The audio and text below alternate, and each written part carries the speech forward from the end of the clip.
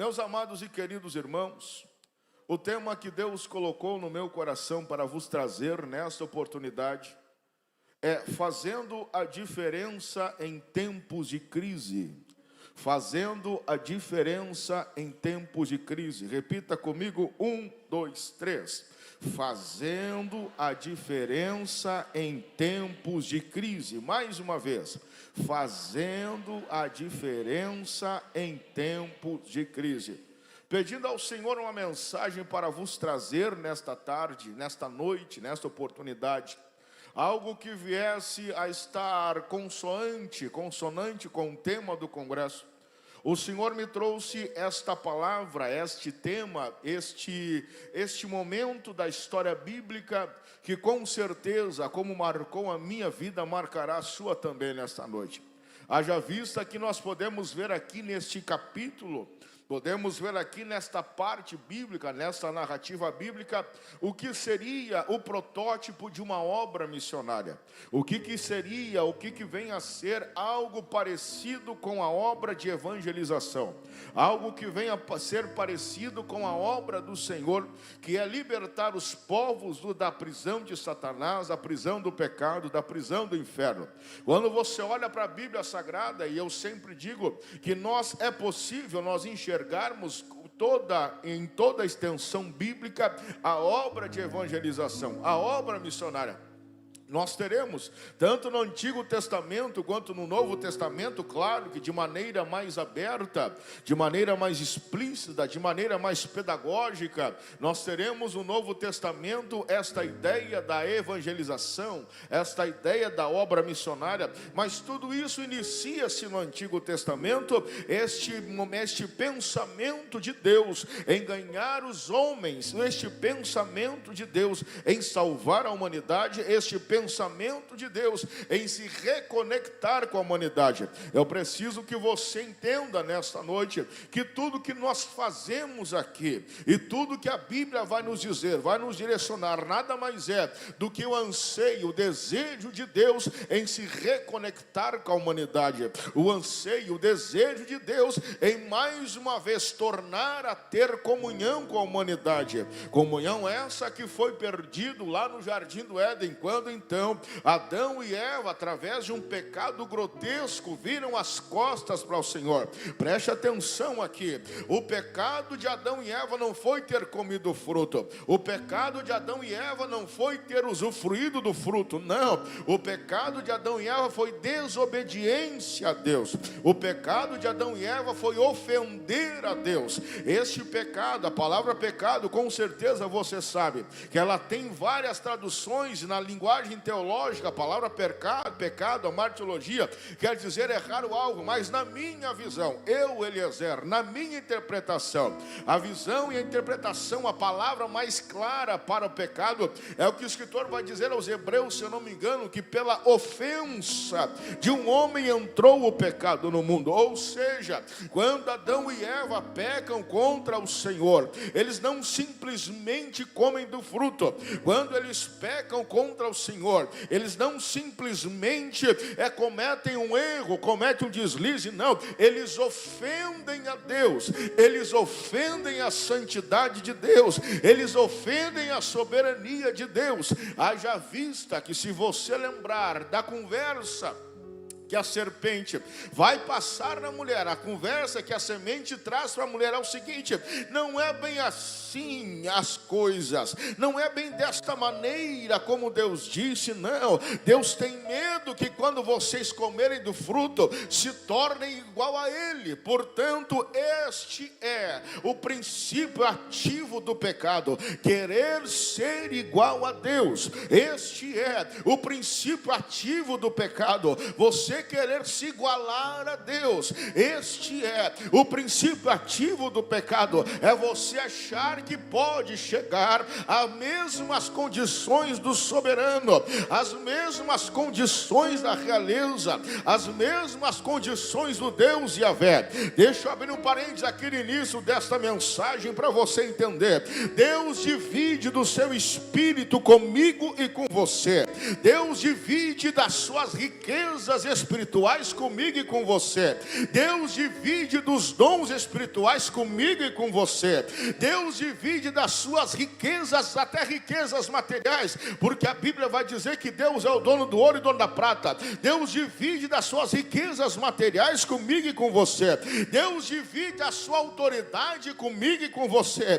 Deus divide até mesmo a sua personalidade, porque eu e você sermos santos nada mais é do que a personalidade de Deus que é refletida em mim e você. Mas tem uma coisa que Deus não divide, que é a sua glória. A glória dele ele não divide com ninguém. A glória dele ele não dá para ninguém. A glória é só para Deus. A glória vem de Deus. A glória vai para Deus. E nós estamos aqui para dar glórias a Deus.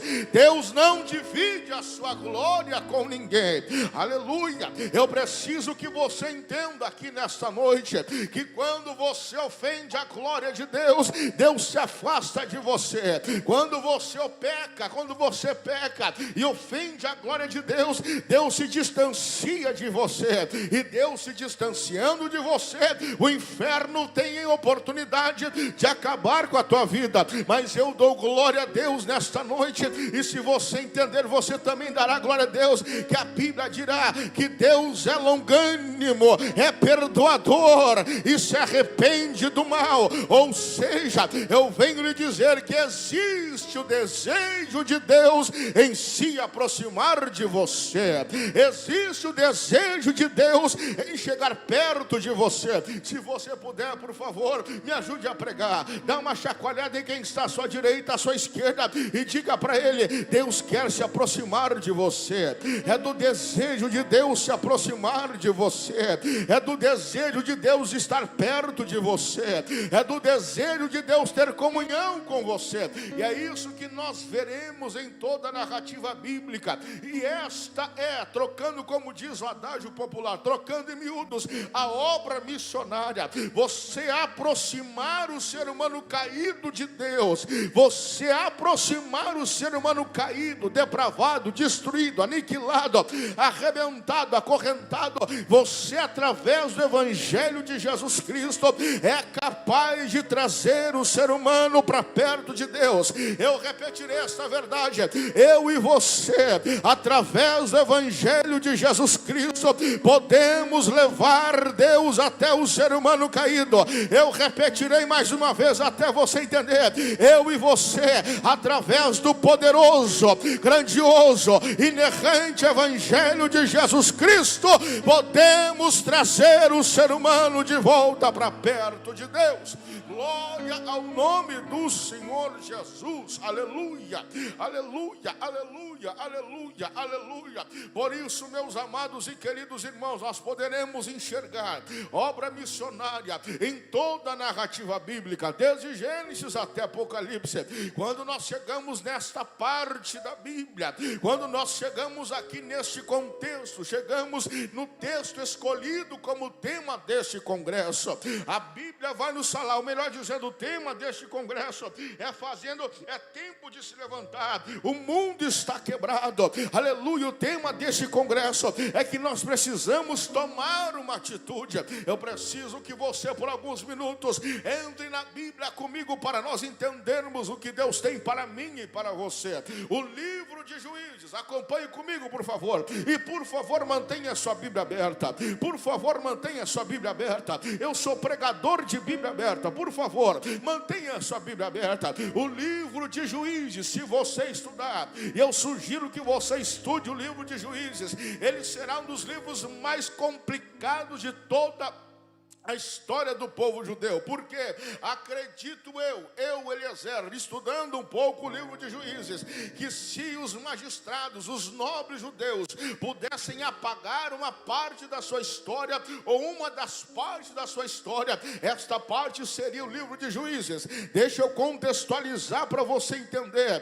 Deus retira o povo com mão forte do Egito. E quando Deus retira o povo com mão forte do Egito, através da instrumentalidade idade do grande profeta Moisés. Eles caminham por 40 anos no deserto. Se você estudar, eu sugiro que você estude, você verá que se Israel caminhasse em linha reta, direto para a sua terra prometida, eles não levariam mais de 3 meses para chegar à sua terra prometida. Porém, devido à dureza do coração do povo, devido à dureza do coração de Israel, Deus fez eles caminharem por círculos por 40 anos no deserto. Claro que Deus se revelou, claro que Deus protegeu, claro que Deus fez todas as coisas, claro que Deus sustentou, mas por 40 anos eles ficaram dando volta no deserto. E a Bíblia vai dizer que nenhum daqueles que saíram do Egito entraram na terra prometida.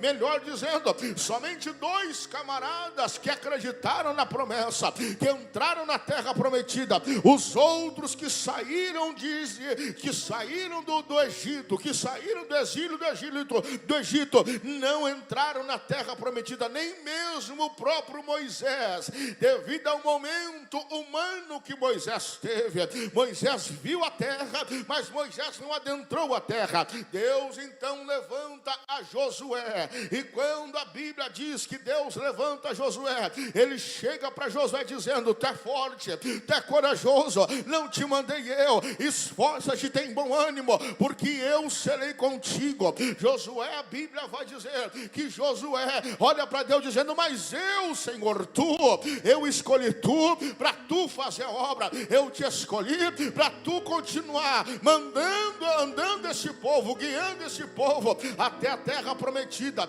E o que mais me chama a atenção é que, se eu não me engano, no capítulo 2 de Josué chega, aleluia, para o povo dizendo: Deus falou comigo, Deus apareceu para mim, e Deus me disse que eu seria o líder no lugar de Moisés, eu serei o líder no lugar do grande profeta Moisés. A resposta do povo, eu preciso ressaltar isso, a resposta do povo para Josué foi: aleluia, não, se tu for um grande estrategista como Moisés, se tu for um grande legislador como Moisés, se tu for um grande líder como Moisés, se tu for fluente na aritmética como Moisés, se tu for fluente na filosofia como Moisés, se tu souber táticas de guerra e guerrilha como Moisés, nós seremos contigo. Não foi essa a resposta. A resposta do povo para Josué foi: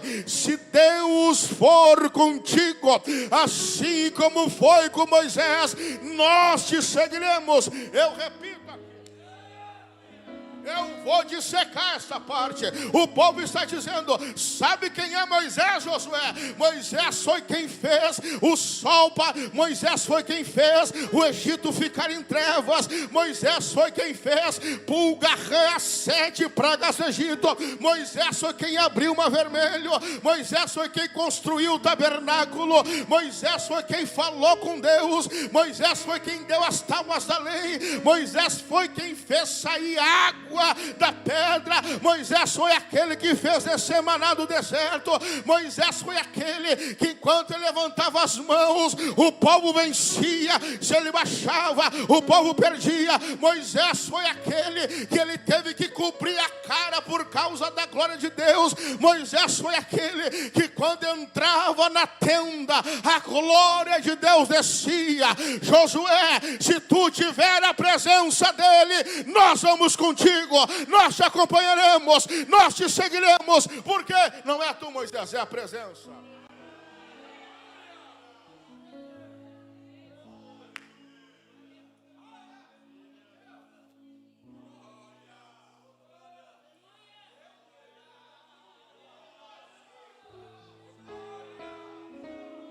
Não é tu, Moisés, não é tu, Josué. Tu até pode ser um bom guerreiro, tu até pode ser um bom estrategista, tu até pode ser um cara arrojado, tu até pode ser um cara valente, tu até pode ser um bom espadachim, mas isso não adianta. Não adianta adianta ser bom guerreiro, não adianta ser bom estrategista, não adianta ser um bom líder, não adianta ser influente, se não tiver a presença de Deus. O que faz a diferença na nossa vida não é quanto você é bom, canta bem, prega bem, lê bem, é bom ensinador, é bom líder, é a presença de Deus na tua vida.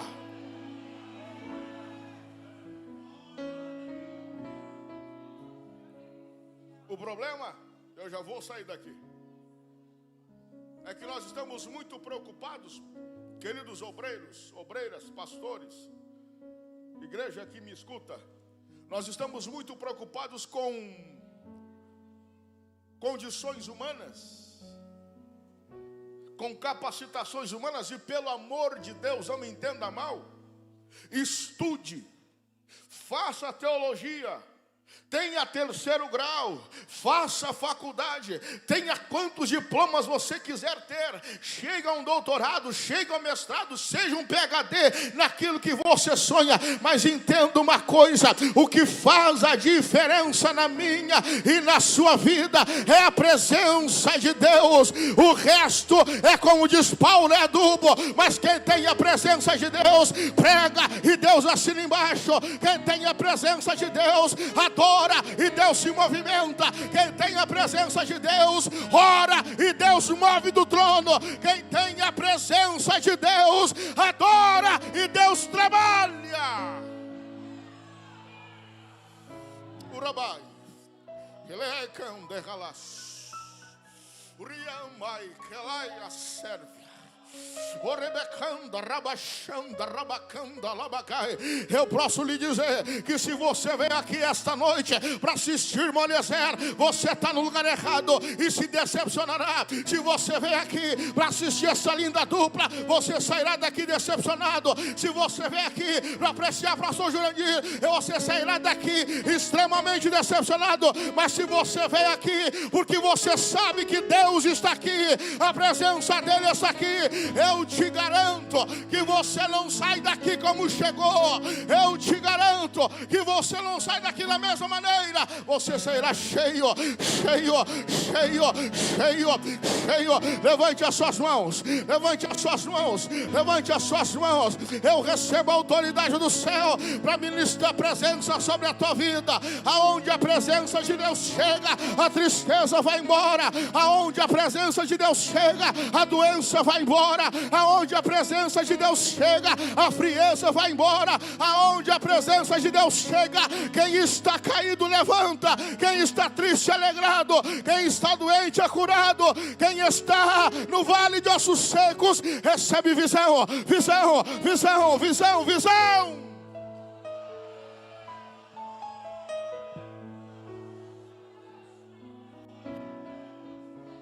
Eu vou parar de pregar por 30 segundos. Eu já volto a pregar.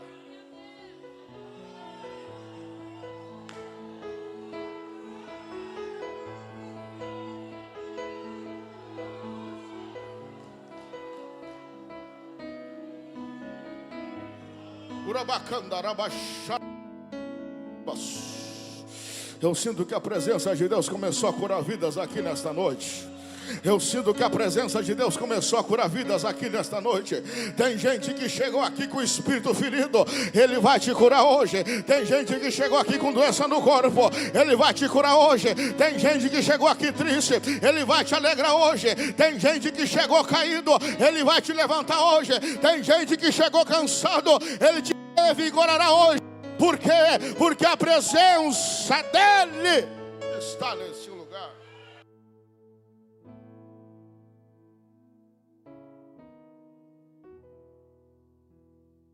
Aleluia. Josué é levantado por Deus.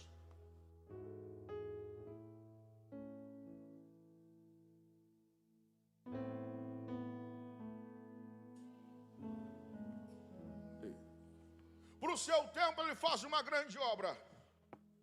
É um dos maiores líderes que Israel vem a ter, que o povo hebreu vem a ter. Ele conduz o povo para a terra prometida. Nessa condução, Deus confirma o ministério de Josué, abrindo o Mar Vermelho, fazendo cair as muralhas de Jericó. conquistando a terra prometida. Deus usa Josué como uma inspiração para todo o povo. E até mesmo o grande e já velho Caleb. E eu gostei que com 80 e poucos anos Caleb olha para Josué dizendo: a espada ainda está fora da bainha. A espada ainda está fora da bainha. Eu ainda sei cortar. Eu ainda sei andar. Eu ainda sei marchar. Eu ainda sei trabalhar. Eu ainda sei conquistar. Eu sou o mesmo cara de anos atrás que entrou contigo aqui e que confiou na promessa e trouxe os frutos. Eu ainda sei.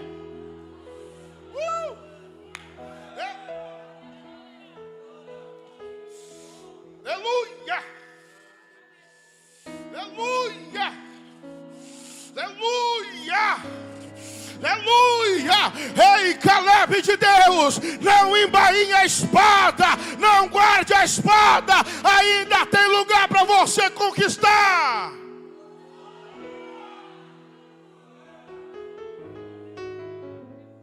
Eu estou tentando entrar aqui, mas o Espírito Santo está me trancando. Eu estou tentando chegar aqui no livro de Juízes, mas eu estou sendo trancado pelo Espírito Santo de Deus. Ei, Caleb, você que está com os cabelos brancos, que já não tem mais o mesmo tônus muscular de 20, 30 anos atrás. Ei, você, Caleb, que já não consegue mais correr uma carreira como antes, que já não tem mais fôlego para sustentar uma guerra como antes. Ei, você, Caleb, que está se sentindo esquecido, fraco, largado, que não tem mais esperança, que não tem mais sonho, eu tenho uma ótima notícia para você. Joel vai dizer: e nos últimos dias eu derramarei do meu espírito sobre toda a carne, vossos filhos e filhas profetizarão, vossos velhos terão visões e vossos jovens terão sonhos. Ei, Caleb de Deus, levanta a mão, levanta a mão, levanta a mão. Eu já volto a pregar. Caleb de Deus, que já está com os cabelos brancos, Deus te dará visões, Deus te dará condições, Deus te dará força. Por favor, não se escandalize comigo. Não se escandalize comigo, eu preciso seguir o direcionamento do Espírito Santo de Deus. Esta mão abençoada que você levantou, coloca no ombro de quem está à sua direita, no ombro de quem está à sua esquerda. Se for um Caleb, se for alguém, aleluia, se for uma Ana que já está com os cabelos brancos, dá uma chacoalhada nele, dá uma chacoalhada nela e diz: ei, continua, continua, continua, continua. Ei, cabelos brancos, continua. Ei, cabelos brancos, continua. Deus te dá força, Deus renova a tua vida, Deus assegura o teu ministério, Deus assegura a tua carreira, Deus te dará condições. Recebe, recebe, recebe, recebe, recebe. Vai lá, Caleb, vai lá, Ana, recebe, recebe, recebe, recebe, recebe força, fortalecimento, seja cheio.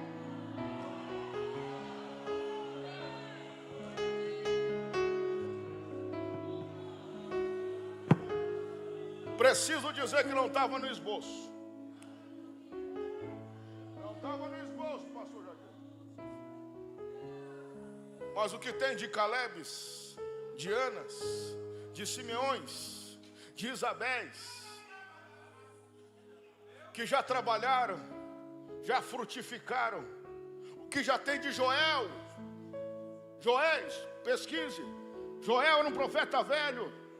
Zacarias era novo, Joel era velho. O que tem de profeta, de homens e mulheres com cabelos brancos, que foram fiéis, que trabalharam, que frutificaram, que andaram, que se desgastaram, e hoje se sente jogado, se sente excluído, se sente fraco. E a nossa geração, e eu vou falar da minha geração, tem uma mania feia de achar que tudo acontece por causa da gente. Não, irmão. Antes de você começar a fazer alguma coisa, já tinha gente produzindo muito. Antes eu e você pensar em ser crente, já tinha muita gente que já estava produzindo, ganhando gente para Jesus, abrindo mata, indo atrás de almas, vencendo o inimigo. Já tinha gente que produzia. Portanto, meu querido, nós precisamos mergulhar aos pés da cruz, porque nós somos frutos desses Calebes.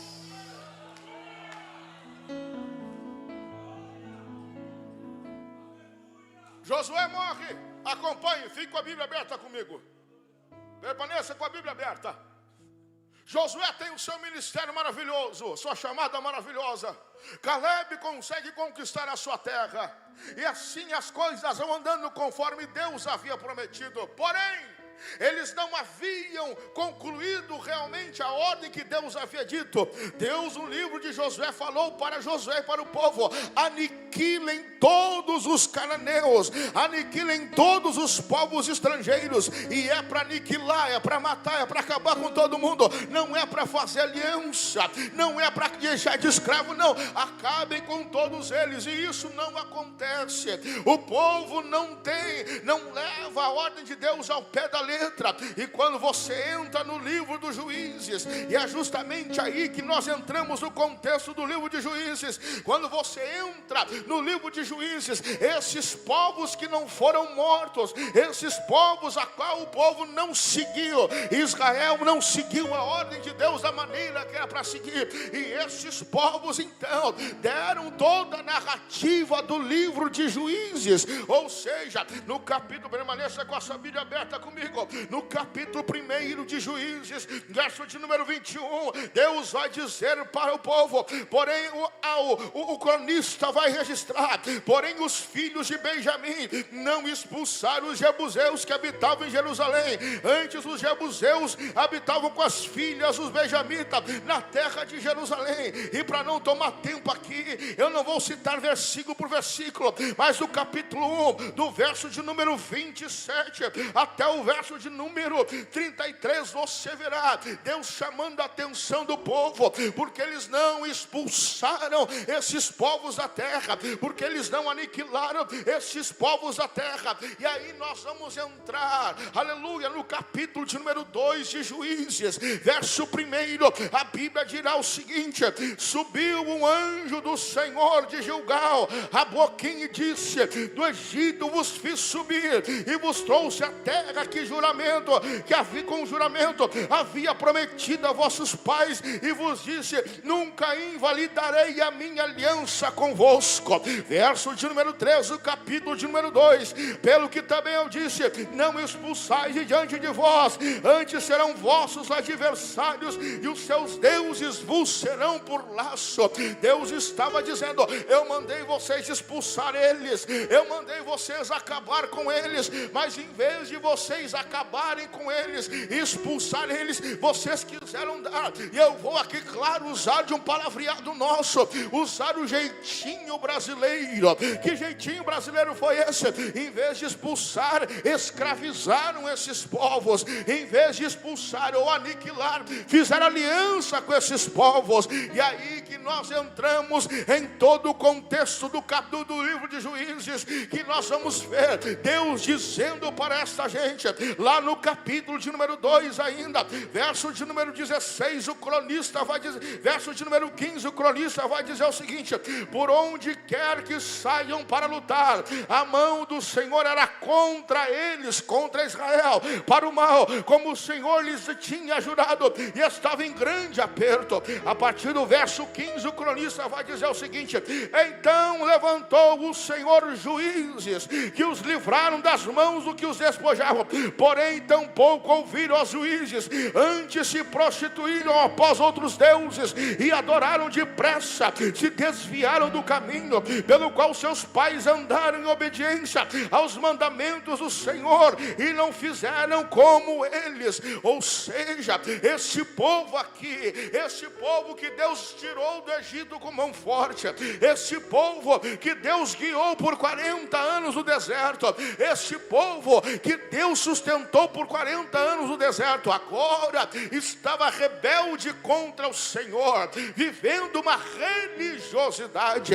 Quando você ler na Bíblia Sagrada, você verá que o maior mal de Israel não era nem mesmo os seus problemas, mas era viver uma falsa religiosidade. O profeta Malaquias, 50 anos depois do povo ter voltado do exílio, vai descrever o seguinte: vocês me adoram com a boca, mas o coração de vocês está longe de mim. Vocês jejuam, mas eu não recebo o jejum de vocês.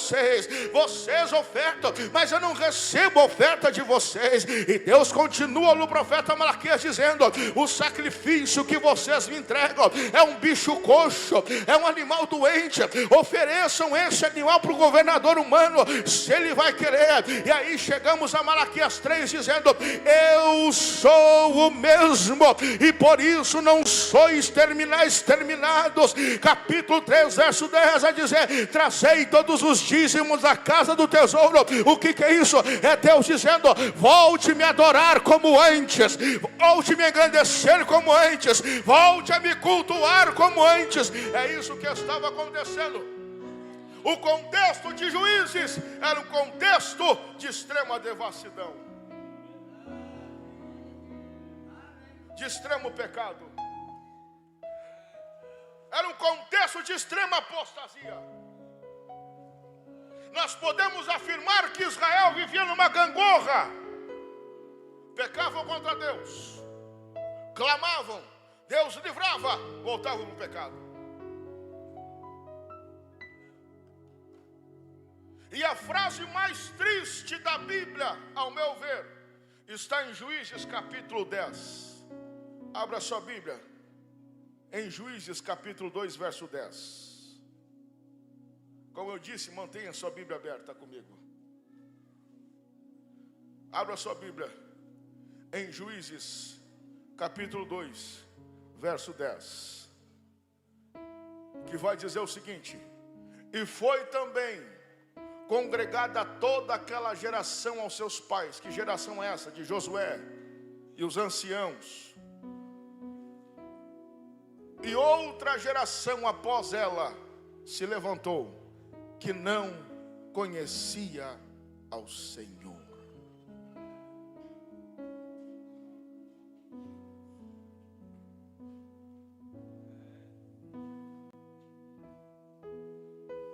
Morreu Josué, morreram os anciãos, morreram os líderes. E mesmo com todo o mandamento de levirato, do levítico, do sacerdócio, do templo, do tabernáculo, e mesmo com tudo isso, a Bíblia vai dizer que morreu uma geração antiga e nasceu uma geração nova que não conhecia a Deus.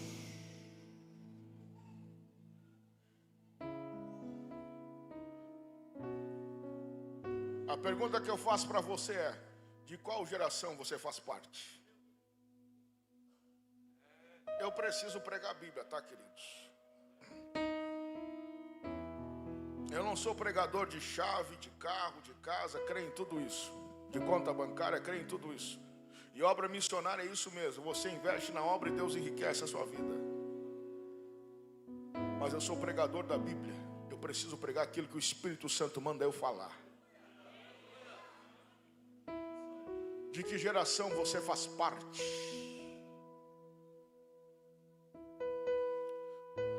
Mas, irmão Eliezer, a geração antiga está passando, é verdade. A geração antiga cometeu erros, é verdade. A geração antiga não era perfeita, é verdade. A geração antiga, vocês estão vendo que eu estou voltando ao assunto? Eu estou tentando avançar e não consigo. A geração antiga que cometeu vários excessos, é verdade. Mas existe uma coisa que nós ainda precisamos entender: eles conheciam a Deus, não tinham teologia, mas tinham vida no altar. Não tinham conhecimento, mas tinha joelhos calejados. Não tinha diploma, mas tinha comunhão com Deus. Não tinha muitas condições, não tinha carro, não tinha casa, vinha de charrete, de jumento, de cavalo, mas quando eles se levantavam para orar, o céu se movimentava, o inferno tremia e as vidas eram salvas.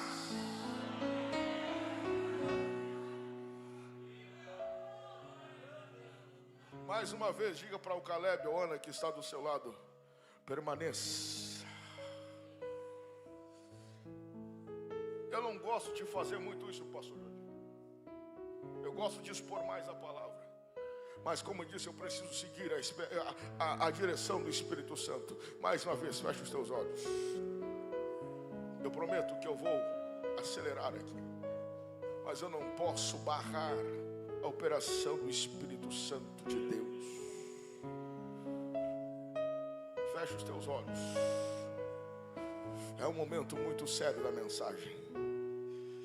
Deus eterno, eu te peço que aonde tiver um Caleb, uma Ana, ou um coração que está cansado, alguém que está nesta noite, Senhor, de arrasto, eu peço que a tua unção fortalecedora desça sobre ele e sobre ela agora.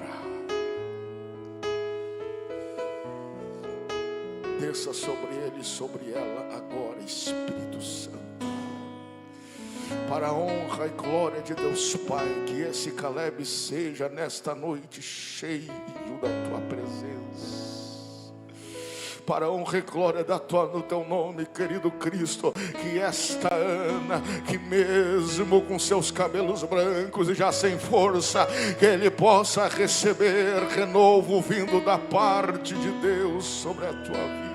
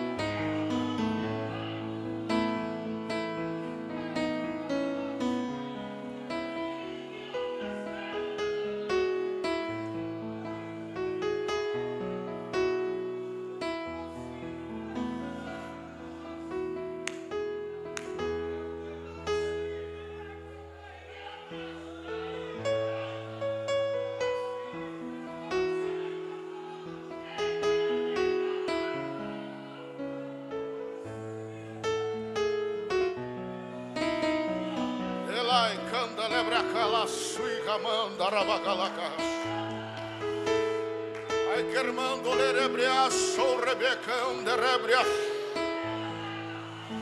e rabacanda la rabash rabacanda baganda rabash o rabacanda rebacanda la bash rebacando e ralai de queramando e rabriacanda rebash o ribicala banda recalabas o ribicanda rabash Rebeacando e lamai de que lamando e rabriacanda, rebeaçui de cando e ralabriacai. O espírito de profecia está solto nesse santuário e Deus está dizendo: eu renovo, eu renovo, eu renovo, eu renovo, eu renovo, eu renovo, eu renovo, eu renovo, eu renovo, eu renovo. Receba, renovo.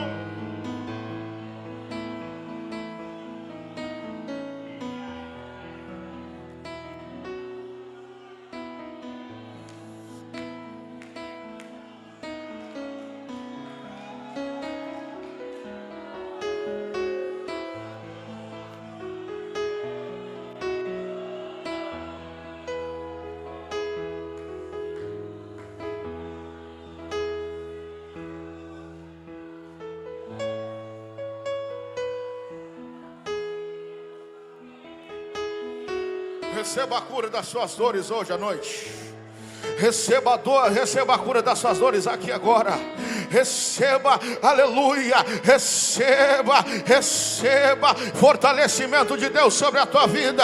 Eu estou tentando voltar para a mensagem, mas o Espírito Santo de Deus está sarando vidas aqui nesta noite. Eu não sei amanhã, eu não sei o resto dessa semana, mas o que eu sei é que Deus está restaurando a sua vida, está curando a sua alma, curando o seu coração. Ei, ceifeiro,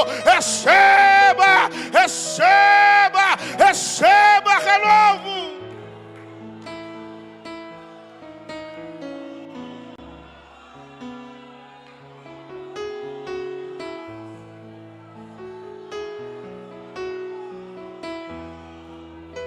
Eu profetizo em nome de Jesus que nós não seremos a geração que não conheceu a Deus. Eu profetizo em nome de Jesus que a minha geração de assembleianos não será uma geração de crentes gélidos, mórbidos, mortos, sem profundidade, mas nós seremos cheios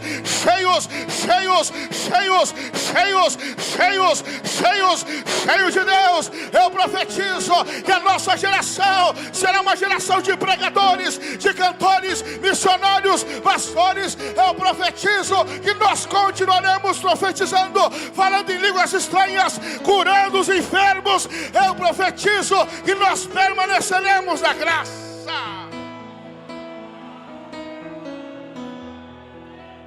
Se você, assim que nem eu, acredita nesta palavra e nesta profecia, levante as suas mãos aos céus e dê uma rajada de glória, o mais alto que você puder, para o inferno entender que eu e você não seremos...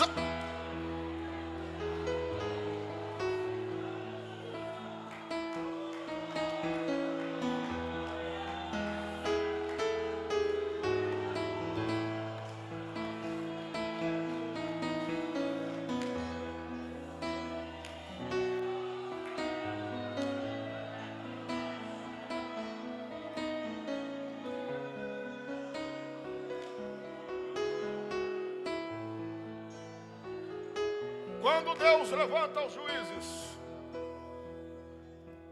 Ele levanta um povo para fazer a diferença nesse período complicado. E é justamente aí que entra o tema dessa mensagem: fazendo a diferença em tempos de crise. Imagine que esta geração não conhecia Deus. E se você a tratar por Gideão, em que Gideão recebe a presença do anjo do Senhor na sua casa, e Gideão vai dizer o seguinte: como assim eu sou alguém valoroso? Não foi tu, não foi o Senhor que nos direcionou pelo deserto e está nos vindo as coisas agora? Ou seja, uma geração que conhecia Deus por ouvir falar, conhecia as histórias, conhecia as narrativas, conhecia os contos, mas nunca teve uma experiência com Deus. E Deus, nesse contexto de uma espiritualidade fraca, vazia e rasa, Deus levanta os juízes.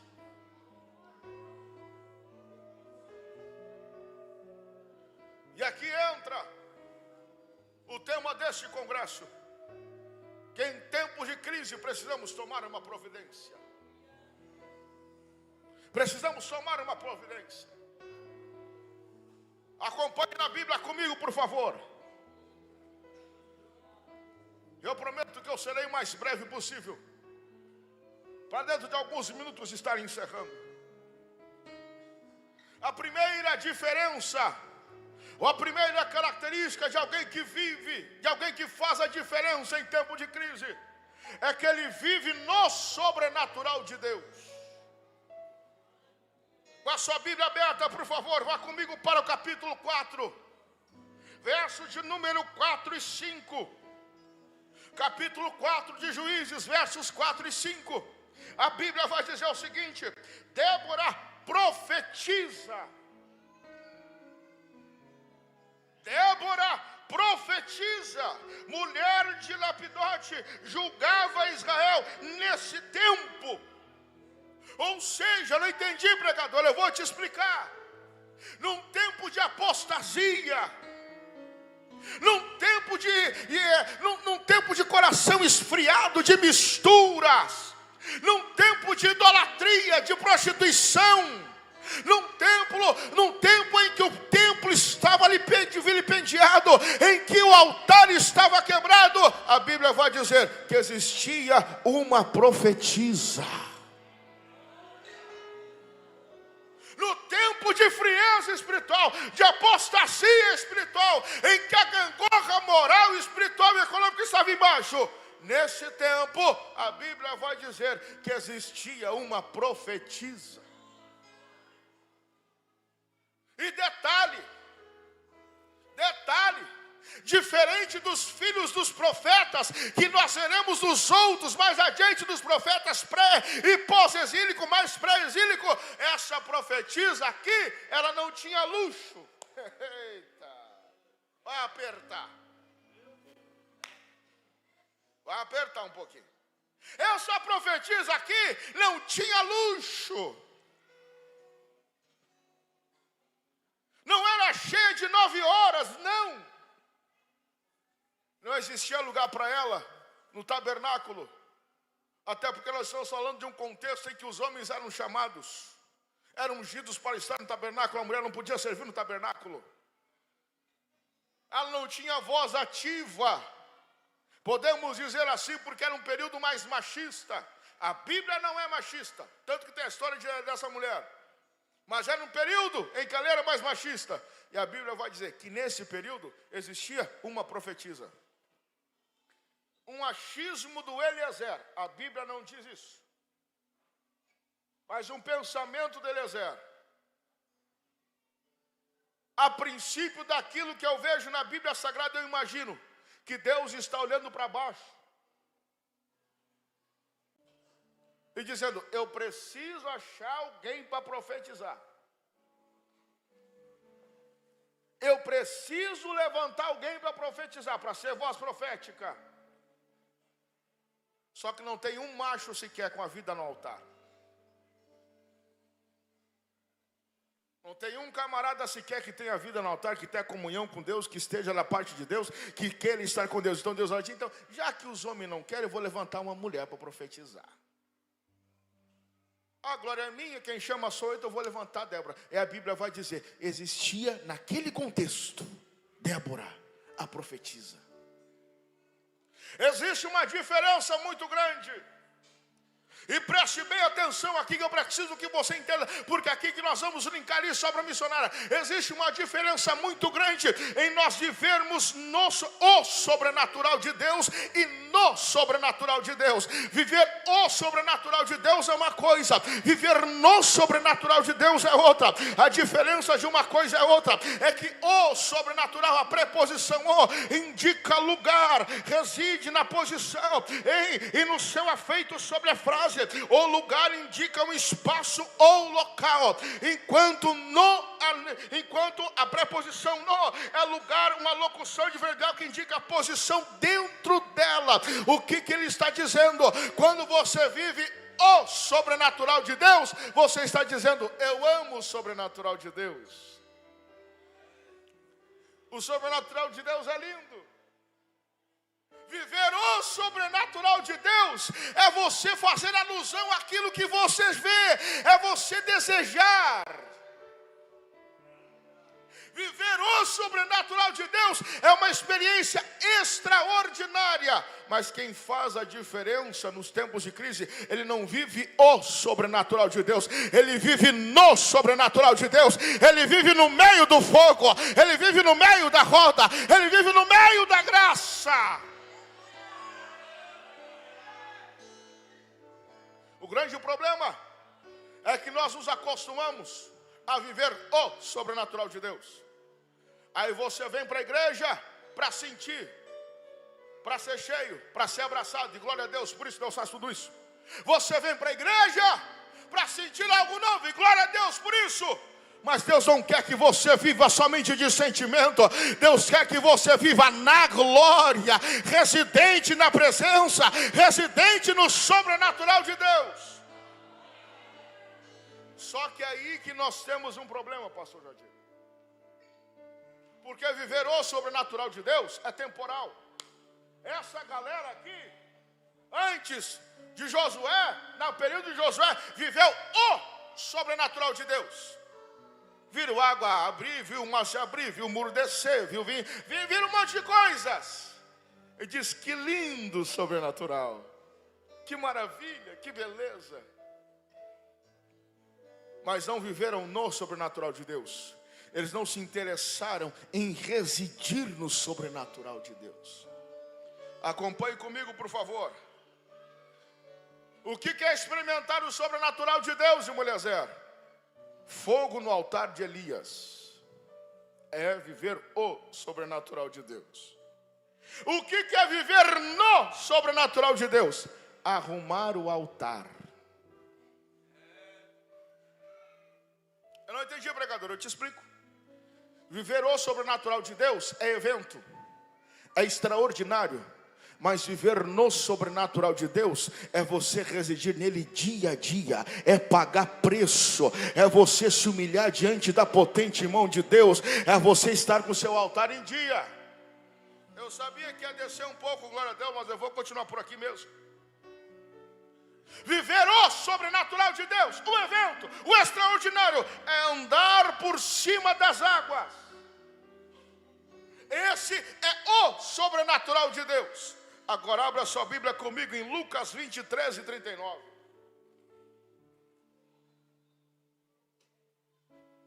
Lucas 23 e 39.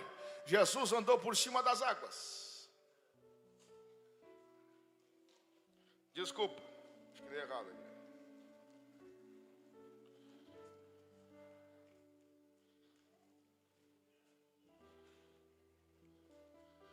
Quando Jesus vai para o Getsemane, 22 e 39.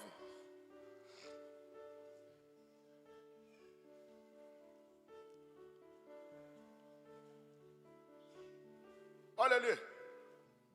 Viver o sobrenatural de Deus é caminhar por cima das águas. Viver no, dentro, residindo no sobrenatural de Deus. Leia comigo.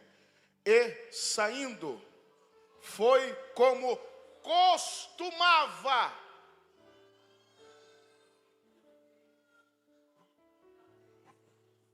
Como costumava para o Monte das Oliveiras, e também os seus discípulos o seguiram. Eu não entendi, mulher. Aí está dizendo da oração de Jesus Cristo antes do Calvário. Ele está dizendo, Jesus não foi orar no Monte das Oliveiras por causa do Calvário. Jesus não foi orar no Monte das Oliveiras para passar a tribulação. Jesus não foi orar para ele vencer a cruz, não. Ele já costumava orar no Monte das Oliveiras, e por isso ele venceu o Calvário. Você quer viver no sobrenatural de Deus? Pague preço. Com licença, pastor. Olha para cá. Você quer viver no sobrenatural de Deus? Residir no sobrenatural de Deus?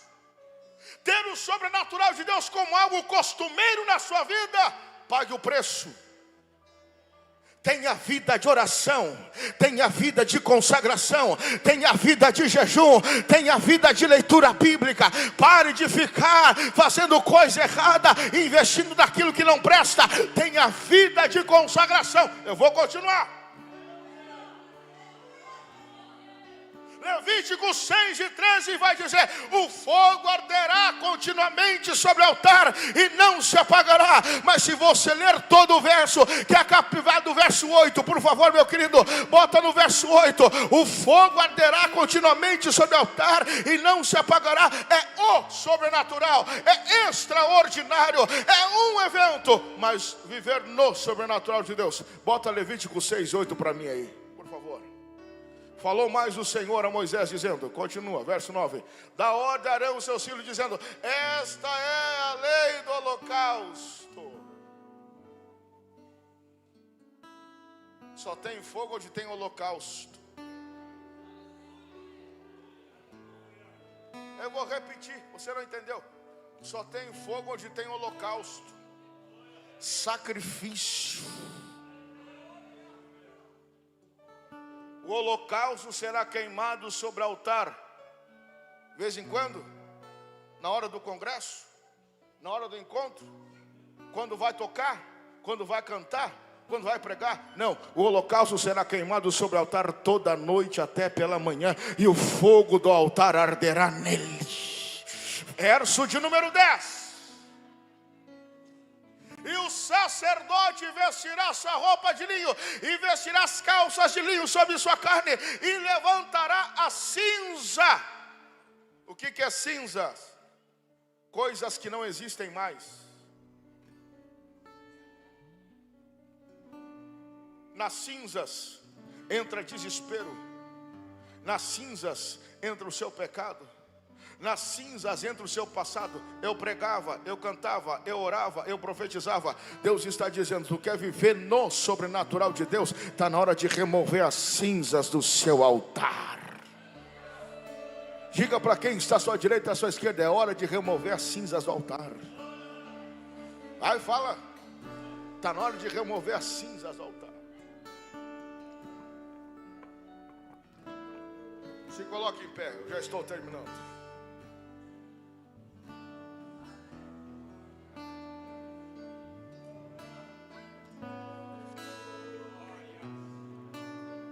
Você quer saber o que é viver o sobrenatural de Deus?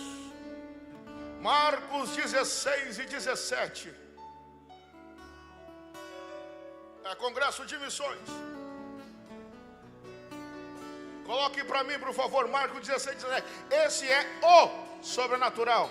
É algo extraordinário. E esses sinais seguirão os que creem. Em meu nome expulsarão os demônios, falarão novas línguas. 18. Pegarão a serpente, se beberem alguma coisa mortífera, não fará mal dano nenhum. E porão as mãos sobre os enfermos e os sararão.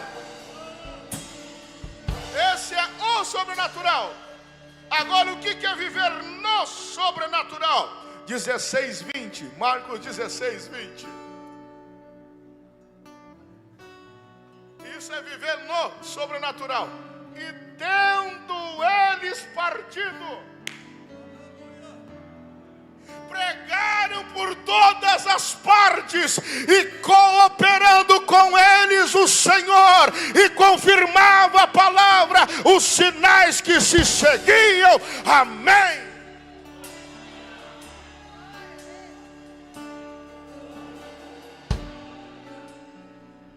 Eu teria mais coisa para pregar.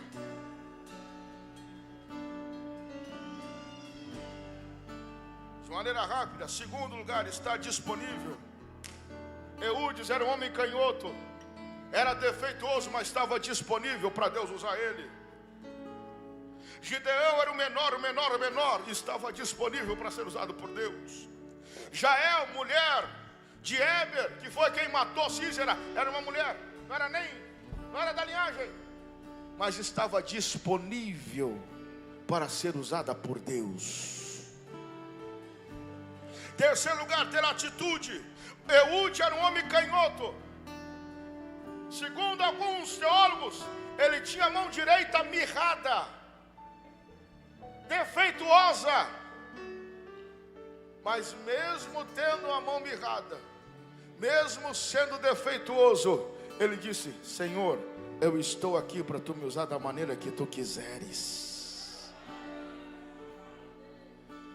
Ei, você que é cheio de defeitos, Deus não está olhando os teus defeitos. Pelo contrário, Paulo vai dizer que a graça de Deus se aperfeiçoa na nossa fraqueza.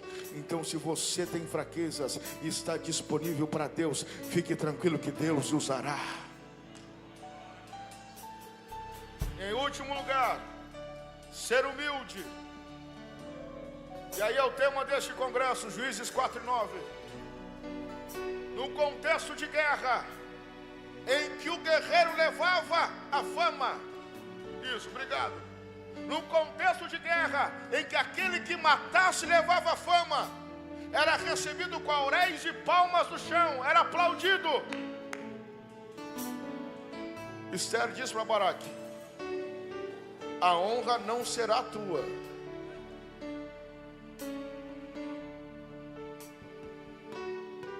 Tu vai fazer toda a função, tu vai organizar guerreiro, exército, arma, tudo. mas a glória não será tua. Tu vai ser o pivô de tudo, mas tu não vai nem aparecer. Ou melhor dizendo, tu vai aparecer, mas tu vai saber que não foi tu que matou o cara.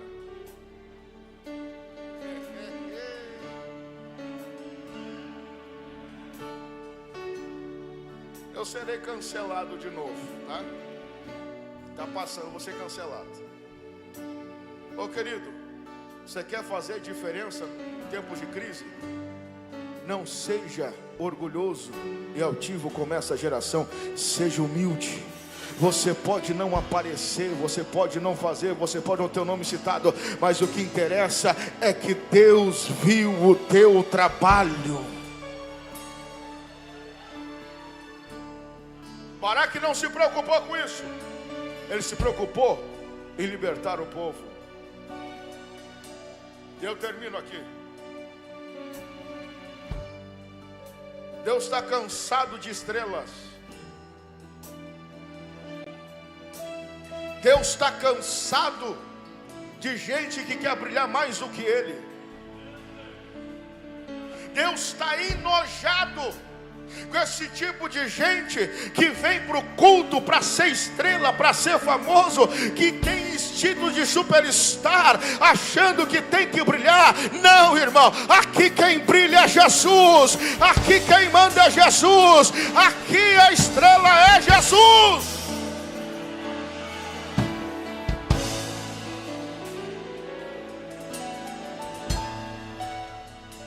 Deus está cansado de crente pisca-pisca.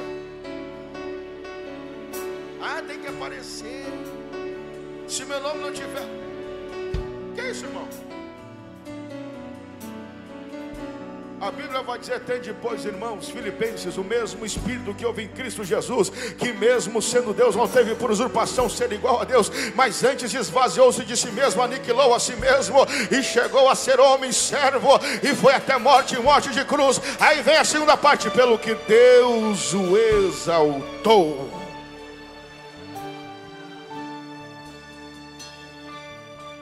Posso?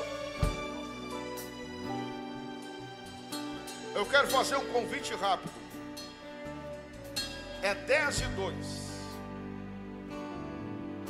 Eu vou dar exatos 5 minutos para quem quer ser um agente de transformação num período de crise. Pagar o preço no sobrenatural. Parar com essa ladainha que você vai no culto, você balança e sai pior do que chegou. Não, pagar preço. Preço de oração, de jejum, consagração, santidade, aversão ao pecado. Você que está disponível para ser usado por Deus. E você que não é orgulhoso ou quer subjugar o seu orgulho. Se você quer ser alguém que faz diferença em tempos de crise, a partir de agora, você tem 5 minutos para vir correndo aqui à frente.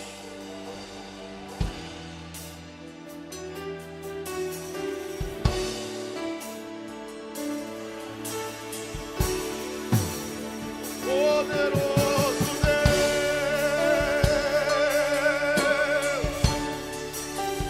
poderoso Deus.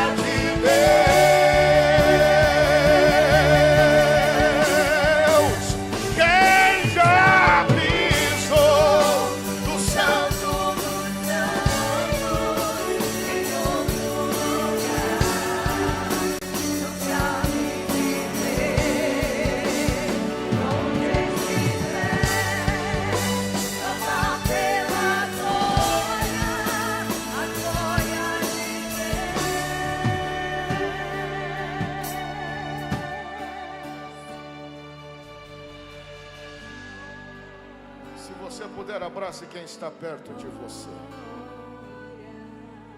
Essa filmagem está chegando no campo missionário. Tem alguém do campo missionário nos assistindo?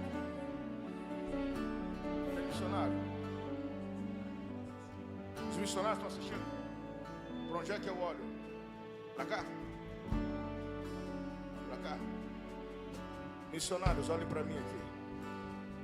O Senhor revela o meu entendimento que para muitos de vocês que estamos assistindo agora, vocês, missionários, estou falando com vocês, um espírito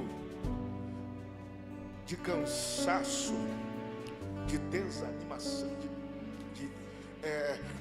de um coração quebrado, de desânimo, está querendo abater muitos de vocês. Mas o Espírito Santo de Deus me manda ministrar sobre vocês agora fortalecimento da parte de Deus.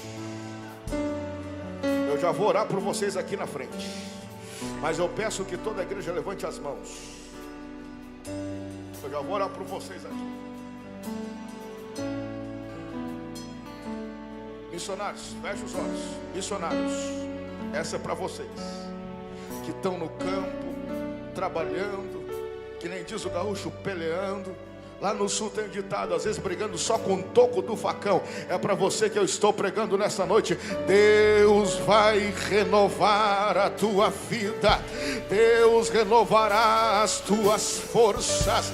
Deus frutificará o teu ministério.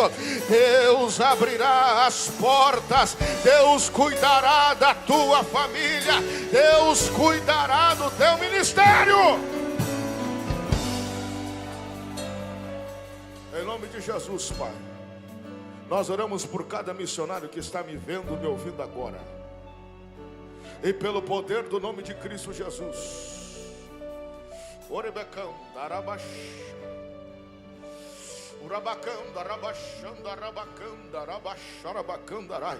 Em nome de Jesus, eu expulso esse espírito de morte de dentro da tua casa.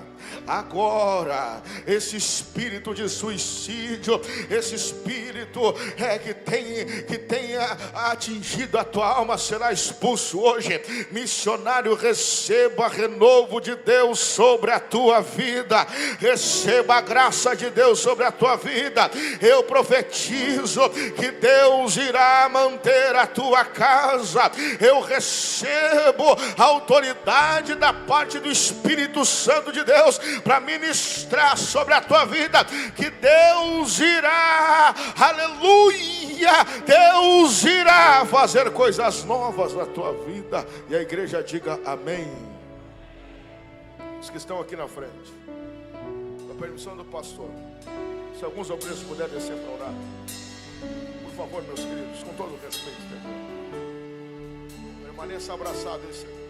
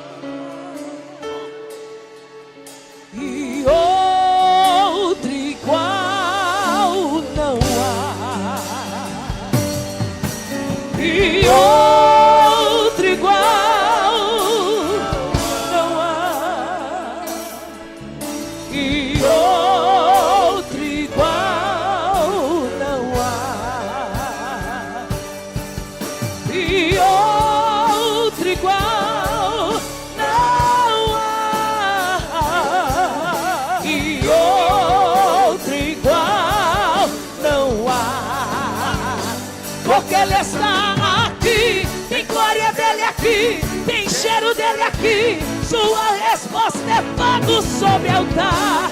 E tudo que é mentira está sendo consumido. Deixa eu adorar, porque ele está aqui.